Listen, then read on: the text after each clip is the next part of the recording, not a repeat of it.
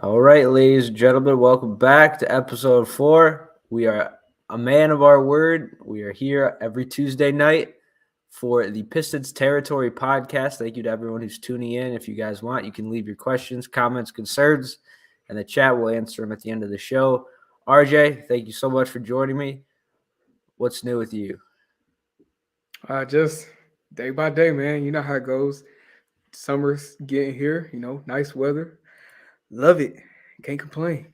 Absolutely. And in Pistons land, there's not too much to talk about. Obviously, it's baseball season right now. The draft is heading our way quicker than we think it is. But we still got some fun topics to talk about. We're getting creative, trying to entertain our fellow Pistons fans. So we did have a little bit of breaking news, and that was Stephen Silas, former head coach of the Houston Rockets, is now joining Monty Williams' coaching staff. Just any thoughts on this? Is this news we should really look at? Is it how big of a deal really is this? Uh, I don't think it's everything. It's something, but it's not too big, not too small. It's something. Like Steven Silas, we all know him. He's Houston's former head coach. Didn't work out there. He's had some assistant head coach gigs in the past. I think the main thing, well, there's two main things that stick out. One is that him and Monty already have a relationship. At least that's what it appears to be.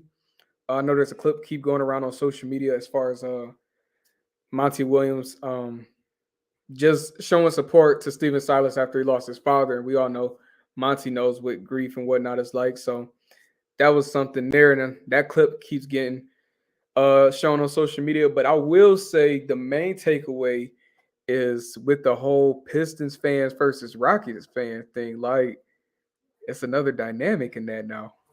I love that, RJ, because you just came up with a topic on the spot: Pistons versus Rockets.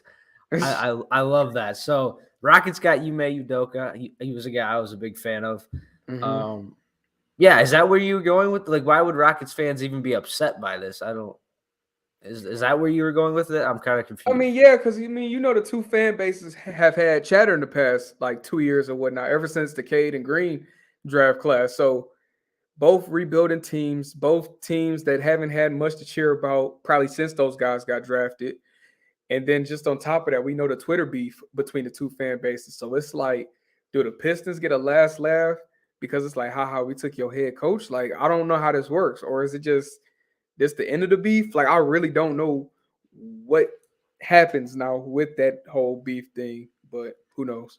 I don't think the beef is gonna go away because as long as Jalen Green and Cade Cunningham are on their respective teams, I think that's where the beef comes from. Is those two Yes, sir. guys and them getting compared. Let's do this little experiment. Rockets versus Pistons. Who has the brighter future? Whose young core do you like better? I know we're gonna be a little biased, but try to take your bias out of it. Realistically, who do you think has the brighter future, the Pistons or the Rockets? Um, on paper, it looks like the Rockets. I'll be honest, it does. It looks like the Rockets. I mean, KPJ is out there. Jalen Green, he could drop 20 a game. We've seen him do that. Jabari didn't have the best rookie season, but the potential is still there. And then the big guy they have, Alphon Sengun. Sagoon, yeah, Sagoon. Yeah. So they got him. He's nice. So they got some nice pieces, but I feel like by them being in the West, I feel like the Western Conference is just a little more difficult than the East. So with that being said, the Pistons might have the edge because they have a nice future too. It's just I feel like the Rockets have a nice one on paper or a nicer one on paper, but the Pistons might end up being the one that have the better future when it's all said and done. Yeah, I think when you look on paper, the Rockets also have a lot of first round picks coming in, but also first round picks coming out with all the trades that they've made. They traded for Westbrook, they traded for Chris Paul, but then they ended up trading James Harden. They've Mm-hmm. made a lot of moves. They traded Clint Capella. So it's just a lot of moves and a lot of first round picks coming in and out. We really don't know when they're going to have their first round pick. I think there's some swaps involved with that too. But yeah, and with this fourth overall pick, I think I lean towards the Pistons because other than Jalen Green, I don't see anyone on the Rockets other than him that's capable of being like a bona fide all star.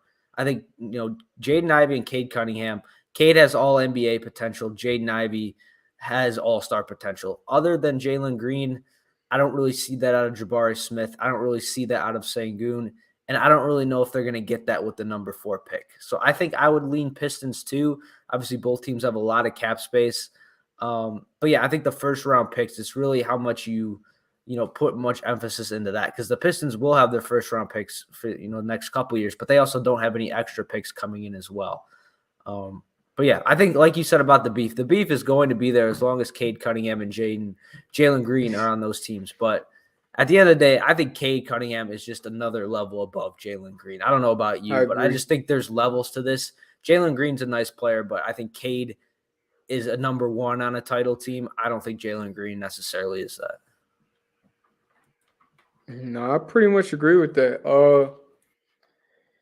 I mean, there's nothing to be said. I mean, when they played, I think they've only went 1-on-1 once or head-to-head once now in the league, not including the summer league game.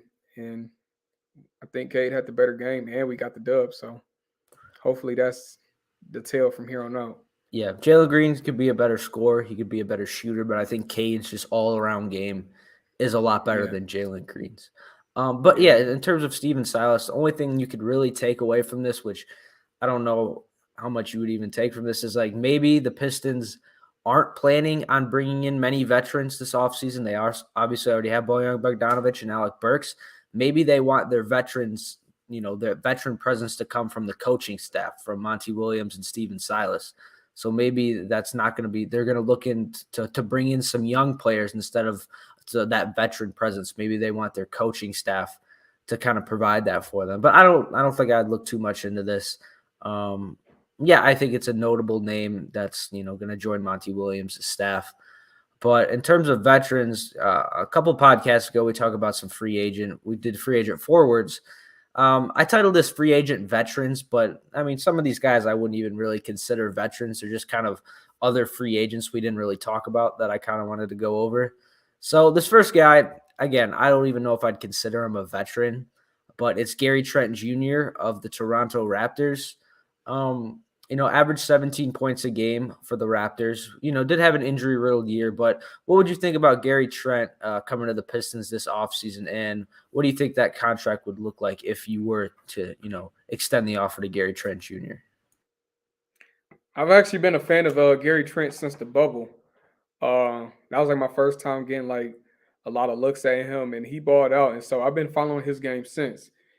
So with that being said, I don't know if I would put him on the Pistons because of one fit. It's like, and then two, money, because like, dude, if Gary Trent comes to the Pistons, he might have to come off the bench if you're starting Ivy, or you're putting Ivy on the bench, and I don't know if that's going to do us any good either, because you want Ivy to get some reps, considering the ceiling he has. So with that being said, Gary Trent might have to play the 3, or he comes off the bench. And if he's coming off the bench, do I want to pay him the money he deserves to come off the bench? And it's a no. Just because I feel like he deserves to get paid some nice money, but not off the bench. He deserves to start on somebody's team. Yeah, I feel that. I do like his fit next to Killian Hayes. If he were to come off the bench, I think he's a good player to put around Killian. But, I mean, we already have Alec Burks too. So, yeah, Gary Trent just doesn't make a lot of sense for me. He's a good player. He's still relatively young too, but I don't think the fit is there with the Pistons. But this is a guy I want to talk about because he's been rumored to go to the Pistons for, I feel like, years now.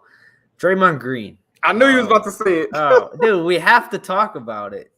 What do you think about Draymond Green to the Detroit Pistons? How do I say this? I don't know how to feel about it. Like, if it were to happen, say Woj legit dropped a tweet saying Draymond Green signs with the Pistons, I would like freak out for good and bad reasons. Because it's Draymond Green. Like, love him or hate him, that's not a bad asset to your team, I feel like. It's just the negatives is his age. He is on the decline. We just got to face the facts. He's on the decline. He's not the same Draymond he was in 2015, which is not a bad thing. He's had a great career. I would love to be in his shoes. So like that's the thing. But then he's gonna want some money, and I'm like, yeah, do we really want to pay you, Draymond? And then on top of that, it just gives me like, Chris Webber when he joined the Pistons vibes, and that's just the time period I don't like reliving because they tried to bring in the hometown guy and things just didn't pan out, and that's kind of where I feel Draymond would fall into the equation as. So He's I a don't know, hard man. player. Yeah, he's a hard player to gauge. I think it either goes one of two ways. It either goes terrible and you basically are going to have to cut ties with him, or he could be that guy. Because I feel like Draymond is like a guy that's going to improve your culture. Like he's a guy, he's not going to come in here and be okay with the Pistons winning 30 games. He's going to want to be a playoff team. So I think he could really help, mold this team and get, bring a winning culture to Detroit. So I don't know. I think he needs to stay with Golden State. I still think there's a lot of potential with that Warriors team still, even though they're getting up there in age. I think they could still contend for a title. But yeah, it's an interesting debate that we've had for years now. And if he does become a free agent, I mean, a really, really interesting fit on the Pistons.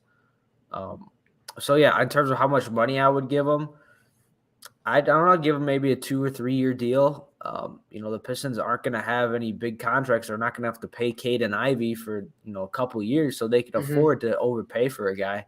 So I don't know. I think it's an interesting, proposition, but is it likely to happen? I'd probably say no.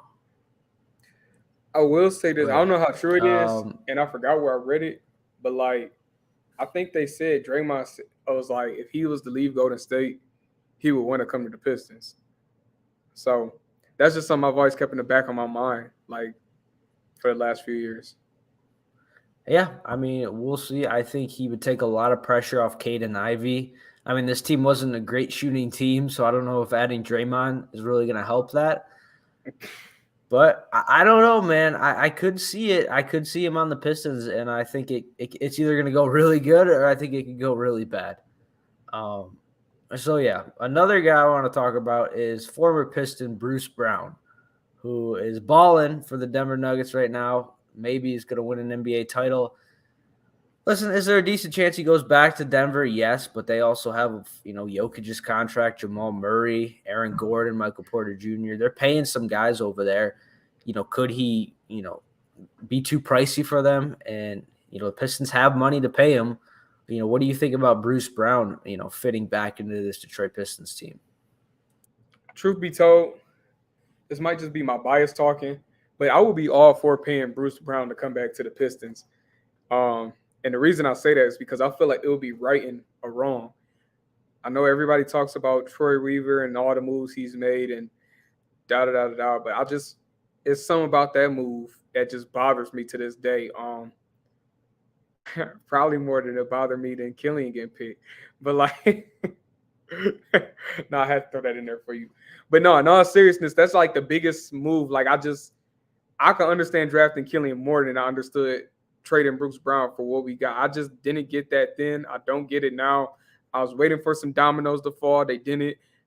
I just didn't like the trade. I thought it was a dumb trade. Thought it was a pointless trade. Bruce Brown should still be a Piston. So if he was willing to take an offer from the Pistons, I'm all for it. I mean, he can shoot now. He shot 36% from Mm-hmm. three. So, if that's your question mark with him, well, he's proven that he can play off the ball, and that's perfect, with his fit next to Caden Ivey. He's a guy, the more I think about it, he'd be on the top of my list. I would give him, I know, I remember last a couple pods, we were giving everyone like $20 million. Would you give him close to $20 million a year? Considering the cap space we wanted or we have, yeah, if he went close to 20, I'll give him that, but I probably wouldn't go over 20 for him. Yeah, I would agree with that. I think he'd be an interesting fit. And yeah, I'd be all for him coming back to the Pistons. And then I just had another option here. Matisse Thybulle was traded to Portland last trade deadline. He's going to provide defense. He kind of reminds me of that Troy Weaver like reclamation project. Even though he wasn't really a top draft pick, he was a guy that kind of got hyped up in Philly a little bit. Mm-hmm. Didn't really live up to it. Do you see much in him, and do you think he could help this Pistons team win in the future, or is he a guy the Pistons should probably not pay much attention to this offseason? I feel like if he was to come here, he'll be a bench warmer. That's just my honest take. Like he would be. I mean, let's be real. You need players to fill roster spots, right? Like everybody's not getting minutes, so you need about 2, 3 guys who you know just not gonna play. And I mean, if you want to come here and do that, so be it. But outside of that, I'm not expecting much out of him because, like you said, I haven't really heard his name since Philly. So I don't know if that's just me being a bad NBA fan or he's been like that much off the radar. But yeah, I haven't really kept up with him since Philly. Yeah, maybe he I don't know. I forgot what I was gonna say. But another guy on the Portland that I was just looking at this list, and all these Mhm. guys were like veterans who were kind of like meh. But this guy kind of interests me a little bit. Cam Reddish, still relatively young. I mean, dude, I remember there were so many rumors of Cam Reddish coming to the Pistons. Yeah. Is he a guy you would look to bring in? Do you think he can be that impactful of an NBA player? He shot 31% from three last year. What are you thinking about Cam Reddish and his potential fit with the Pistons? I mean, you talked about the reclamation projects. If they want to go that route with Cam Reddish, I'll be for it. It worked out with Josh Jackson, in my opinion, for the first season and or first half of his tenure here, and then he jacked up his ankle. He was pretty much down bad after that. So like if it was something like that, minus the ankle injury, but things were actually working, I'll be for it. The potential's there. He was a what top 10 draft pick, or I know he was in the lottery. Yeah, he was a 10th pick, I believe. Okay, so yeah, he was in the lottery, his draft class. So, and he had a lot of hype coming out of college. I mean, we can't forget he was on that Duke team that was supposed to be like that team. So, I mean, yeah, he's a 6'8", forward slash guard who could handle the mhm. ball and supposedly could shoot. I mean, there's a lot to like there. He just hasn't seemed to be able to put it together. But I think the potential is still there, and he's still relatively young. Yeah, yeah. But yeah, I don't know. I think the Pistons are either going to go to veterans or they're going to bring in, some more reclamation projects. I think those are the two options they kind of have. And Troy Weaver has shown that he likes these reclamation projects to bring in these guys that are still relatively young to try to prove themselves. But I think we're getting to the point now where you need to probably bring in some veteran, proven guys that can help this team win in the present. So I don't know if I'm really – I understand it, but I don't know. I feel like most of Weaver's reclamation projects just haven't really worked out. Yeah, that's like I said, the Josh Jackson one, that was probably his best example. And even that wasn't great. I mean, that ended pretty rough. So Yeah, and there's been so many of them too. Like there's Jaleel Okafor, Dennis yep. Smith Jr. Oh, I'm sure there's Marvin Bagley. I mean, I don't think he's necessarily worked out that well. James Wiseman is another one. I mean, we'll see with him, but yeah, I feel like just a lot of them haven't worked out. I mean, maybe he's just gonna keep trying until he hits on one, but I don't know. I think you need to bring in some veteran talent to help the Pistons win now, because especially if they're going to draft a young player. And another topic I had was trading up. We never really talked about that before in terms of trading up. So, if the Pistons were to trade up to, let's say, 2 or 3, what would you realistically be comfortable with giving up to get to that number 2 or number 3 pick in the draft?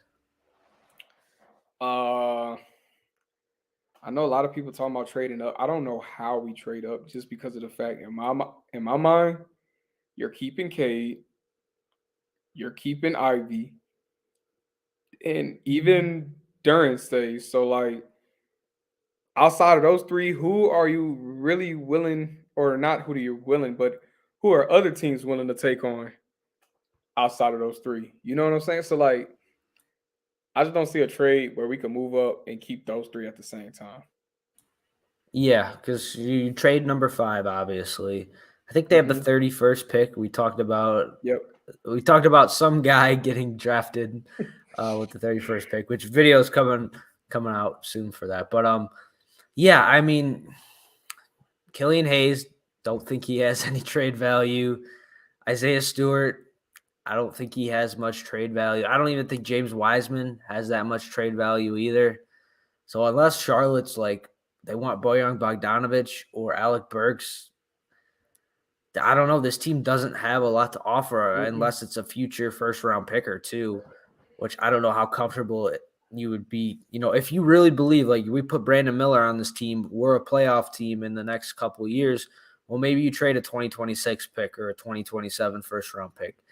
But other than that, I don't know. How much does that really say about Troy Weaver that at this stage in the rebuild, they really don't have that many assets to trade? I mean, it's Bojan Bogdanovic, and then the three young guys. We're not trading any of those three guys. So it's like, what else do they really have to trade? Is that kind of, I'm not going to say it's a failure in Troy Weaver, but I really wanted him to build up, these first round picks. We've seen teams like Utah, the Thunder, the Rockets, all these teams just build up all these first round picks and all these assets.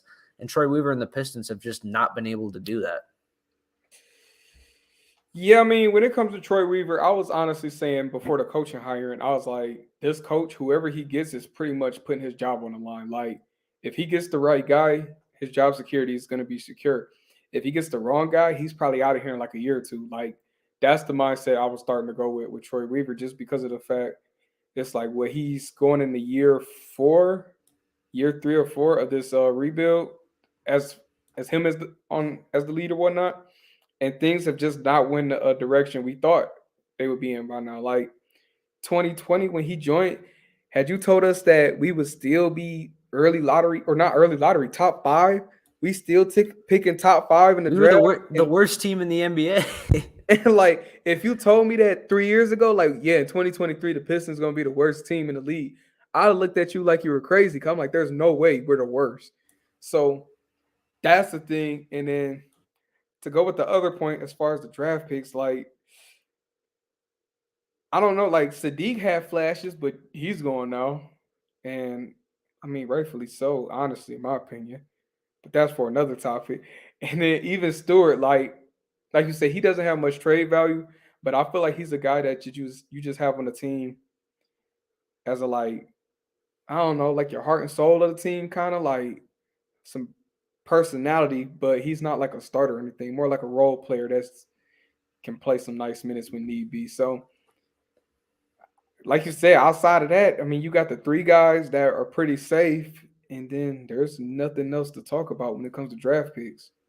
Yeah, and we did get some comments on the YouTube chat. Thank you guys so much for tuning in. We had Logan. I don't know how to pronounce your last name. He said trading up is tough. I could see a trade down inside the top 10. We can get more into that in a second. Logan said Bagley and Boyang are trade chips. I don't think Bagley has any trade value whatsoever, Nah. especially with that contract. And then we got Robert Davis, who said Troy Weaver started his rebuild with 0 assets. Yes, that is true, but he also has had cap space seemingly every single year and hasn't been able to really. I mean, the Jeremy Grant trade, to me, if there's one thing that you could like not save his job, but you look at that Jeremy Grant trade, if he doesn't make that trade and get Jalen Duren, the state of the Pistons rebuild, I think, is looking a lot worse than it is right now if he doesn't make that trade. Yeah. Yeah. Yes, but thank you guys so much for joining. We do have a special guest, Parker Brown. Parker, this is actually the first time we've officially met. Thank you so much for joining. How's it going, Parker? Yeah, no problem. I'm glad to be a part of the show. It's going pretty good. Just got off work not too long ago, so glad to be on the show. Excited to talk some Detroit basketball.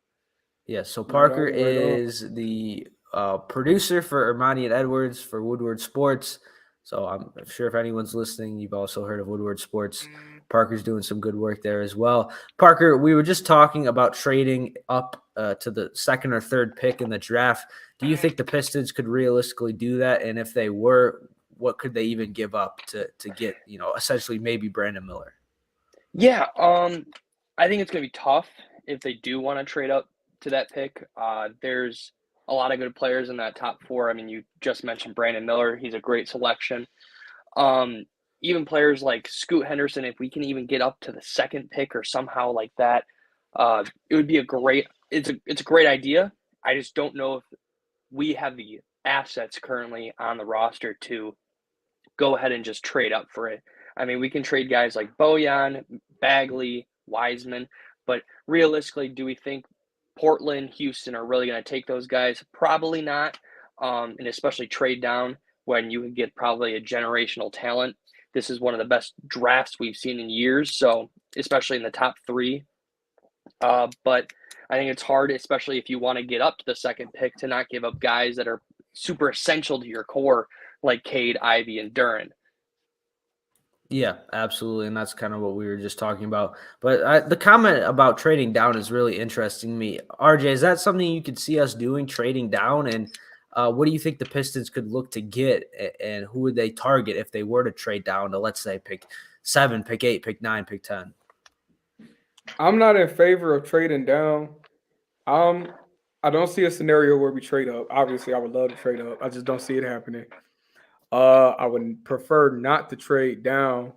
And then, honestly, if I seen a trade coming, it would be like you trade away the 5th pick altogether, and you settle for like somebody who's already in the league, like somewhat solid player. So I could see that happening, but like other than that, I don't see too many avenues of trading and whatnot.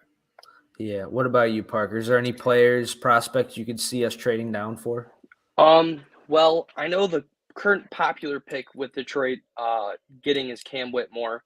But personally, I'm a big Jarris Walker guy. I think he's the player we need right now. I think he's a solid 3-and-D guy. I mean, he's the best defender in the class, in my opinion. I think he has so many special talents that a lot of teams are overlooking, and especially with Houston's run in the NCAA tournament, I think he's a player that we could definitely look at, especially if he falls. I don't see that happening, but I mean, that's a guy you can also get at 5. But a lot of people, a lot of trolls on the internet will like to say that it's going to be quite a little bit of a reach when the favorite is Whitmore. Yeah, but I don't know. I think if I had the option to trade up or trade down, even if trading up was an option, I think I'd rather trade down. But yeah, we'll see what happens. But Parker, we got you on. We got to get your thoughts on Killian Hayes, because RJ is the biggest Killian Hayes hater there is. I'm a pretty big defender of him. So Parker, what are your thoughts on the youngster that is Killian Hayes?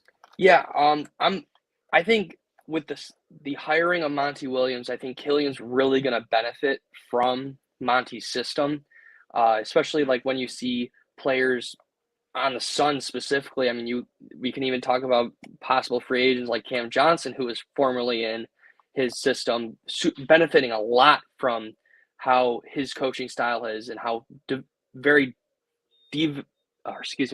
developmentally focused he is compared to a lot of other coaches in the NBA. And I think Killian, I mean, he was drafted to be a developmental guy, but I think this is easily the best situation he could be in that isn't a new situation. Yeah, I like that. So have you given up on Killian? Do you still think he could be? I still think he's an NBA starter. Do you still think he's an NBA starter? RJ thinks he belongs in China. I'm pretty sure. What do you think about Killian? Can he be a starter one day in the NBA still? I think he definitely could. It's just Killian's he has his way, or it's kind of like the highway. He has a very set way he plays basketball, which kind of is hard to play in this modern day of the NBA where you aren't super flexible. But I think Killian will benefit from Monty Williams a lot, like I mentioned. And I don't think maybe on the Pistons roster, because I think Jaden Ivey is way better of a talent than Killian will ever be. But I do foresee maybe 2-3 years from now, if we do when we do trade Killian, that he could end up as a starter in, let's say, like the Houston Rockets or something. Yeah, I'd say maybe down the road, 25, 26 years old. But we'll see. You know, that's a reoccurring debate on this podcast, so it'll be interesting to see. But we got you for the last segment, Parker, which we want to do some throwback topics because there's not too much to talk about with the Pistons right now. You know, with the NBA Finals wrapping up, off-season talk will hopefully start to ramp up once the Finals is over. Throwback topic we had was if you could change one Pistons trade or signing in history. So I know, RJ, you had one off the top of your head. So yeah, if you only get one pick, you can either like make a change to a draft pick or free agent signing or a trade? What were you thinking, RJ? Oh, see, you just threw in the draft pick too. Yeah, you could do. Now, I shouldn't have mentioned that, but yeah, we could just stick to free agents and trades if you want. I'm gonna stick to my obvious answer. I mean, Okay. draft pick. I feel like we all got the same answer if we say draft. I mean, that answer is pretty obvious. What? Just to clarify. Melo. Okay. Like I mean, that's it's not that obvious though. There's Devin Booker. There's Donovan Mitchell. they not comparing to Melo, man. Yeah, they don't know. compare to Melo, man. Like, I mean, we already had the championship roster built pretty much before he got here, minus Sheed. Like, Yeah. that would be my answer. But Okay. I feel like my true answer, like a trade, anything like that, I got to go with the Chauncey Billups trade. I'm very biased, but because I mean, that was my favorite player growing up. But it's just, like, truthfully, that's the trade that pretty much ended the Pistons as we know it. Like, we have not seen any kind of success since the day that trade. We have not won a playoff game since that trade was made. Like, that was the trade that took the Pistons downhill. And it's the fact that not only we traded our franchise player when our, core still had a little left in the tank, but we traded him for Iverson. Now, as cool as the name Allen Iverson is, that's just not the person we needed at that time. Like, at that point, you might as well go young or something like that. You don't go get a ball-hogging veteran player who's on his last leg at this point in his career. Like, that's just not the trade you make. So, if I could redo one trade, it would be trading Chauncey. He was going to have to get traded probably eventually, but I think we traded him too early, and we traded him for the wrong person. Yeah, traded him for nothing. What about you, Parker? What are your thoughts on that trade? And then did you have another move that you could kind of look at? Yeah, I mean, I totally agree on the Chauncey Billups thing. I mean, it was kind of something that probably shouldn't have happened in the grand scheme of things. But I wasn't even thinking about Chauncey Billups when this question came up. I was thinking about Blake Griffin. And I might have a little bit of a hot take when it comes to it. But I think the trade for Blake Griffin put us in the situation we are in now to where we are struggling so much. So if there's any player that I wish we could redo or not ever decide to, I don't know, Stan Van Gundy made a bad decision, but when does he not? But I totally say Blake Griffin. So we've debated this before, I think, but to me, I think that wasn't – maybe it was a Stan Van Gundy move. I think that was a Tom Gores move to where he – I just saw a comment. We're going to get to that in a second. But it's the Stan Van Gundy – the Blake Griffin move. So I think that was a Tom Gores thing. I think Tom Gores wanted a star. He wanted to compete for the A seed. So I think even if that trade never happens, I still think the Pistons probably would have found another star player to trade for. Would it have worked out better than Blake Griffin? Yes. But I think even if that trade never does happen, I still think Tom Gores probably would have forced, Stan Van Gundy's hand and said, listen, we need to get a star in here. We, just opened up a new arena. We need to sell tickets and we want to compete for the playoffs. So while I understand that, I still think at the end of the day, they probably would have found themselves in a similar position. Now, maybe whoever they would have traded for, because you remember this was a time when so many stars were requesting trades. Kyrie Irving, Jimmy Butler, Paul George, all these guys were getting traded. So I think the Pistons probably would have tried to make a trade for another star. So who knows how that would have worked out. I'll say this much. I honestly didn't hate the Blake trade then. And I know it didn't work out the way we wanted it to, but I don't even hate it now just because of the fact Blake gave us he gave us that probably the best season individually as a Piston could give, So that was fun to watch. And then on top of that, it's like, he got hurt. Injuries happen. So, we could have a whole nother conversation if he doesn't get hurt. So. Yeah. Yeah. Oh, go ahead, Park. Oh, my bad. But I totally agree. Blake Griffin had some of the best games we've seen. I was in high school when he was on the Pistons roster. I love Blake Griffin. I still love him to this day. I grew up watching him as a Clipper, but I don't know. Did he give us a lot of memorable moments? Yes, but do I think that the decision and what we gave up and how much money we were dealing with at the time, I think it's the kind of counterbalance that, yes, we had great memories, but the con is, that's going to set us 7 years behind. Yeah, I think that's a good one. But to go back to RJ, it's like, I don't really know what Chauncey, because it was like Joe Dumars was like fantastic. Like he traded for Rip Hamilton, he signed Chauncey Billups in free agency, found Ben Wallace, traded for Rasheed Wallace. Like he was the architect of those great Pistons teams that made it to 6 straight conference finals and won an NBA title. And then it's like he like lost it. Like he trades Chauncey Billups for nothing. And then he just makes all these terrible moves and terrible draft picks. So it's like, even let's say he doesn't trade Chauncey Billups, what does that Pistons team even look like? Like, I guess they still make the playoffs in 2009. Maybe they win a playoff series, but I still feel like Joe Dumars would have found a way to not to screw it up, because that's what he did. Like, that is so interesting to me, how he was so good at identifying talent and building a winning roster. And then it's just like, he just got everything wrong. Like, how does that even happen? Like, he literally built it up and tore it apart himself. Like, that's pretty much what he did. Yeah, that's crazy. And then the comment I was talking about was Kobe Bryant trade that he used his no trade clause. I mean, that's maybe cheating. Oh, do you have an opinion on that, RJ? Things would be so different if that happened. I'll leave it at that. How different? So when was this taking place? Did this take place, I think it was 2007, 2006? Yeah, it was 07. There's actually 2 trades. There's one in like 2000. We almost got Kobe, I've heard, where we were trying to get him for Grant Hill. And I forgot how that one didn't go through, but I definitely am familiar with the 07 trade. It was Kobe for like Tayshaun Prince and Rip Hamilton. And that's a steal. That's a steal.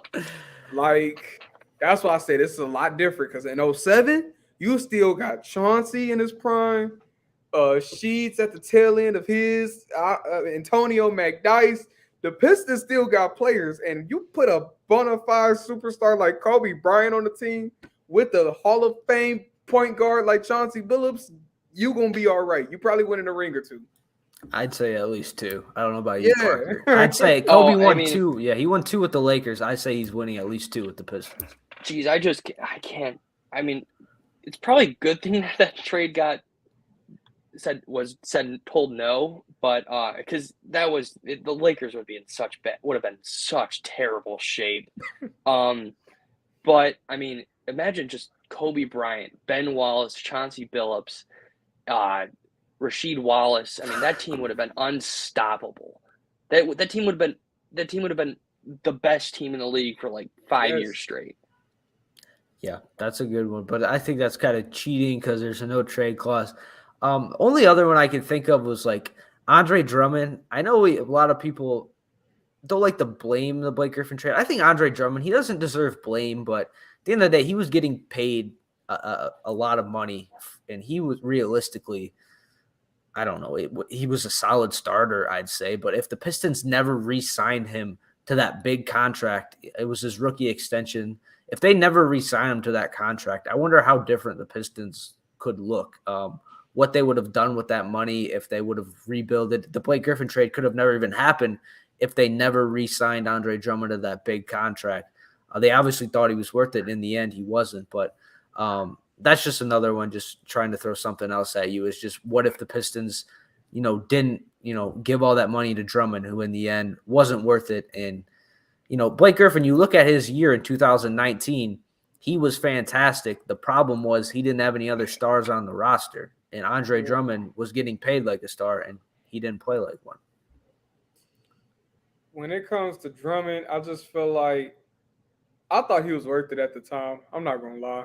I'll tell it like it is. I thought Drummond was worth it. I thought he was our franchise big. I thought he was like a top 3 center in the league at the time.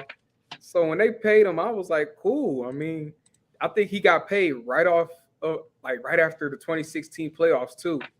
So at this time, like, I was thinking, okay, the Pistons got our core together now. We got Reggie Jackson and Tobias Harris, and Like these guys are young too. You keep them together, they could make some noise in a few years.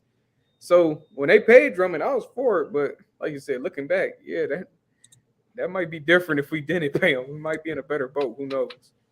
Yeah. I have one trade. I just thought of this. I don't know if you guys have like a trade or a player or a move you always wanted to happen but never did. For me, like I really wanted Kemba Walker on the Detroit Pistons because I remember I was like, okay, if you could flip out Reggie Jackson and Kemba Walker, you have Kemba, you have Blake, you have Drummond. I thought that would have been pretty good. I don't know if you guys ever have a player or a move in mind over these, because all these years of us suffering as Pistons fans, was there ever a move or a player you thought like, dang, that'd be pretty good? I mean, I like your answer. I thought Kemba was going to work out. I remember that trade rumor going on. I mean, I already talked about the Kobe one. That's probably my biggest one. Like, Oh, man, I was wonder if we can thinking get like that one back.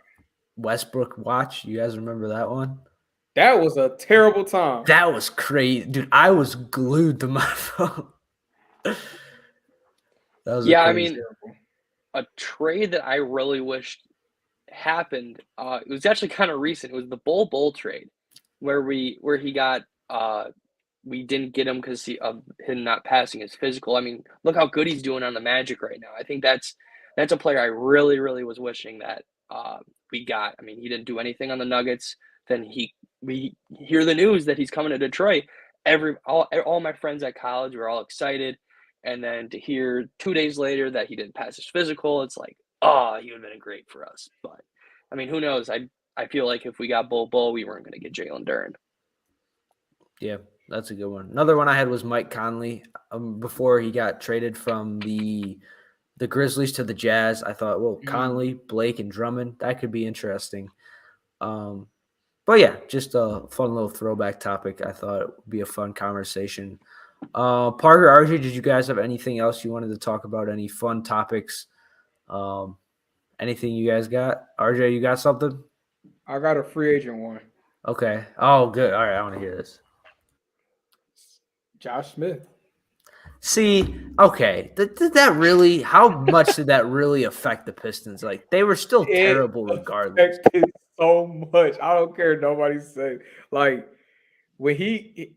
So first of all, I'll admit it. When we signed Josh Smith, I was honestly excited. I was like, okay, this is probably about to be our franchise guy because in Atlanta he was the man, and then I remember that free agent class. He was probably like the second best player. I forgot. It was like I think KD, was it the year KD went to Golden State? Or no, it couldn't have been. It had to have been before that. But yeah, it was that was like years before that, yeah. Okay, so I remember it was some big free agent, and then there was like he was the second best free agent available in that class or whatnot. So we got him. I'm excited. I'm like, okay, the Pistons are back. No, because I saw him jack up threes that he had no business shooting. He was taking game-winning shots he had no business taking. Like he was a ball hog, and then you just seen the difference once he left. When he left, we go on a 7-game winning streak. The team finally has a direction. We trade for Reggie Jackson. Andre Drummond becomes an all-star. Like everything started working out as soon as he left. But and then he was still in our cap space for all those years, even though he's already gone. He still has our. I could go on and on about Josh Smith. I mean, I guess if Josh Smith works out, then I guess. But I mean, I could see it. Did you have any thoughts on that, Parker? I mean, he is right. I mean, Josh Smith was an absolute animal in Atlanta, and it would have been really nice. It would have been really nice if he would have worked out. But I mean, RJ kind of nailed it right on the head. Yeah. Parker, did you have anything else you wanted to talk about? Anything else you wanted to add? I'm so sad because I missed the free agent part because that's my favorite thing to talk about. Well, let's talk some free agents, man. Who you liking in free agency this offseason? All right. So listen, I got 3. Okay. I got 3 guys I really like. Me and RJ will give our thoughts. So I'm gonna go from bottom of my list to the top, and like the top 3 guys I really want. At the bottom of my list, I'm not gonna be super upset if we don't get this guy. It's Karis LeVert. I think he's a really good player. I think he would benefit really well in a Monty Williams system as a maybe bench player. I also might be a little biased. I'm a Karis LeVert fan. especially after all the trials and tribulations he's gone through recently. Kelly Oubre, I think he's another guy that I would not turn a blind eye to. In his 3 years with Monty Williams, in 2018, 2019, he averaged 16.9 points, 3.7 rebounds, and 1.6 assists.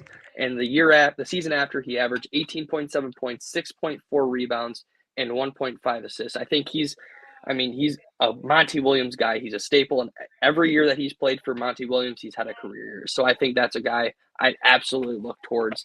And then last one, I hope that this is a guy you guys are looking at is Cam Johnson. Cam Johnson, in the 4 seasons that he's played so far in the NBA, has just grown and grown more as an NBA player. First season only averaging 8.8 points, 3.3 rebounds, and 1.2 assists. Then to this year, including the time he had on the Nets, 15.5 points, 4.4 rebounds, and 1.9 assists. RJ, what are you thinking, man? I don't think those are bad names. I feel like everything comes down to money, but based off the name alone, like if I throw Price out the way for a minute, I'm not opposed to any of those names. Maybe Kelly or Oubre. I don't know. That's the only one that's like, I don't know, but the rest, I don't think they're bad names. Yeah, we talked about LeVert and Johnson a couple of pods ago. Oubre, we never really talked about. I like that, and I think the connection is there with Monty Williams. He's a guy that could score off the bench. I don't think he's going to cost as much, and he's not going to be as a long-term commitment like a Cam Johnson. I think Oubre is a great fit. I think that's a really, really good idea. And I think he's a free agent. I don't really think he's going to cost that much. I also don't think Cam Johnson's going to cost that much. He hasn't had any accolades so far in his time in the NBA. So I think we could probably get him for a decently cheap deal, develop him, trade him later, and then be like, whoa, Pistons, Troy Weaver made a great signing again. Yes. Yeah. Okay. We got 2 debates we had, Parker. Chris Middleton and Draymond Green. I think RJ hates Chris Middleton on the Pistons. He was open to Draymond Green. What are your thoughts on those 2 guys? If we just would have waited a little bit longer on Chris Middleton, I think he would have been a great player for the Pistons. But I'm glad to see he moved on to have success. But, you look at that 2012 draft, Draymond Green and Chris Middleton, both 2 way better players than Andre Drummond is today, were drafted in the 2nd round. If we could have maybe traded down and got Draymond Green, that would have been a very great decision. I don't remember who was the GM at the time, but I still think that if we would have had either of those guys still on today's roster, we would be looking at a very different Pistons team. Yes. Thanks for reminding us of our misery. But I was talking about they're free agents this offseason. What do you think about the Pistons signing them as free agents? Draymond, probably not. He's going to want close to a max deal.